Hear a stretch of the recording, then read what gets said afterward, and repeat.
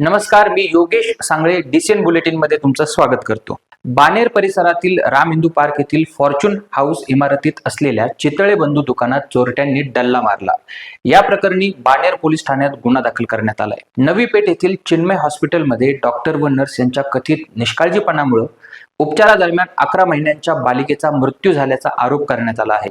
या प्रकरणी doctor Mukund Sangamnerkar, doctor Radha Sangamnerkar यांच्यासह इतर डॉक्टर्स आणि नर्स यांच्या विरुद्ध सहकारनगर पोलीस ठाण्यात गुन्हा दाखल करण्यात आलाय. कॅम्प परिसरातील ईस्ट स्ट्रीट जवळील डायमंड क्वीन रेस्टॉरंट समोर कॉन्क्रीट मिक्सरचा अपघात झाला. सुदैवाने कोणालाही इजा झाली नाही. हडपसर परिसरातील रविदर्शन बस स्टॉप जवळ टँकरच्या धडकेत प्रतीक अश्विन शेठ या 43 वर्षीय व्यक्तीचा मृत्यू झाला.